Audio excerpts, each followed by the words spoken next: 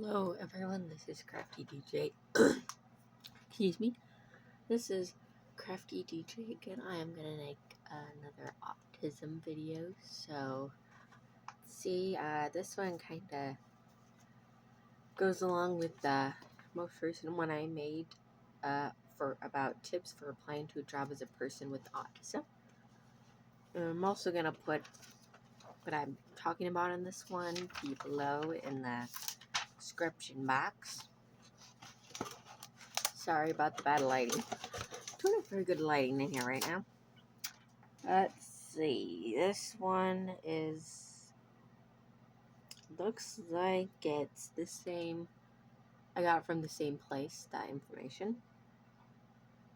Now, this one is called Disclosing Your Autism in the Workplace, which I did that right. Well, I actually didn't even need to tell my boss. She kind of knew.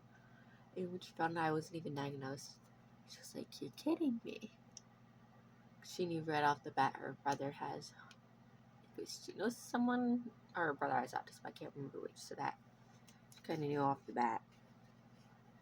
Let's see what it says.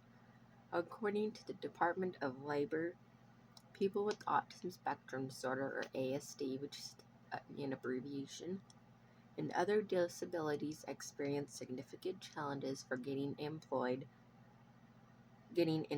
opportunities at any job that might match their special interest or talents.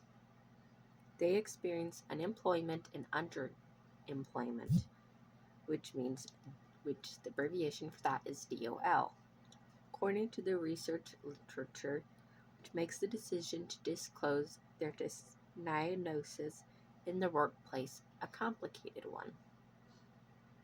When in doubt about workplace disclosure, discuss their decision with someone you know well and trust, like a family member, friend, therapist, or support person. Identify the challenges that specifically impact your job performance. Like me, it could be too loud, too much people, I don't want people touching me, you get overwhelmed easy. When I was volunteer, I got all the time, I would get overwhelmed, stuff like that. When she gives me orders, she asked to explain in detail for me. Let me see. Disclosure can benefit individuals who are currently employed as well as those who want to be. Sorry. If your challenges are very noticeable or hard to manage during the workplace, disclosing your autism in general can be much more effective than simply hoping that your difficulties will go unnoticed, which when I disclosed mine, I think it helped a lot. According to the Center for Autism Research, many new employees on the spectrum fear being judged or potentially excluded because the accommodations they need are often related to the soft skills on a job site and are not always easy to see or understand. There are lots of different pros and cons to disclosure that they will have to weigh, but ultimately the decision of whether to discuss the diagnosis is entirely up to them. According to Barbara Bessanati, I don't think I said that right, a certified coach, an employee of a prospective worker feels that they are 100% capable of doing this work without any accommodations for their needs. There may not be any reason to disclose. An accommodation is a modification or adjustment that allows an individual with special needs to better perform in the interview process or to carry out the functions of their job.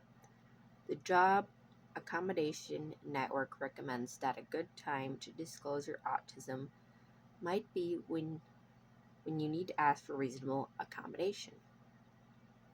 This may be when you know that there is something in the workplace that is preventing you from completing the job or performing the job well because of your autism. The Americans with Disabilities Act, the abbreviation for that is ADA, prohibits employees from discriminating against individuals with disability. Therefore, disclosing also compels an employer to make reasonable accommodations for qualified employees. So I think that might mean like you cannot hire someone because they have a disability. Cause I wondered that because I tried applying to different places at the nursing home. I was working at a nursing home that started working out like in the kitchen and the cleaning, and I've worked with them before or they've seen me work. Neither of them wanted me, and I don't know why. Especially because the lady in housekeeping already, as you know, knows someone with a disability. I don't want to give out too much information, so I didn't understand I wondered if that was why. Because if you already know someone with disabilities, why would you not want me? I don't know if that's why, who knows. Let's see. Examples of reasonable accommodations include providing written instructions, which I like if my boss is gonna run the store, she'll leave me a note, or sometimes I don't understand what she's trying to explain. How to make craft, she shows me or she writes it down. Allowing the use of headphones to block office noise, which sometimes I would use when I'm doing paperwork in the office. Modified training program or flexible scheduling. Sometimes accommodation requests can be made without disclosing the name of the disability. Developing a repertoire of explanatory statements may be enough to neutralize unexpected behaviors and smooth over misunderstandings.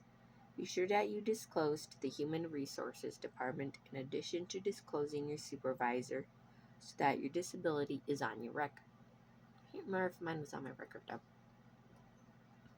According to the Forward Motion Coaching website, if you decide to disclose, prepare a strategy in advance. Simply saying something like, I have ASD, which means Autism Spectrum Disorder, and can't multitask is a poor approach because it puts the burden on your employee to find a solution. You are proactive in suggesting reasonable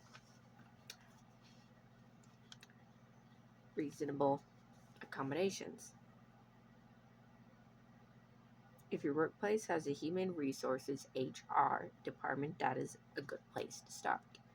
It's important for you to know that you have a right to keep information about your autism private. It is not necessary to tell your coworkers and colleagues about your autism or your need for accommodations. Your employer is required by law to keep your autism and other medical information confidential. Remember, this is your decision. I hope this information was helpful in giving you more clarity in what to do as you approach your next job opportunity. And if you have any more questions about autism in the workplace, you can ask, and I'll try my best to give you an answer or find that information. So, good luck. That is all for me today. Love ya. Crafty DJ out. Bye.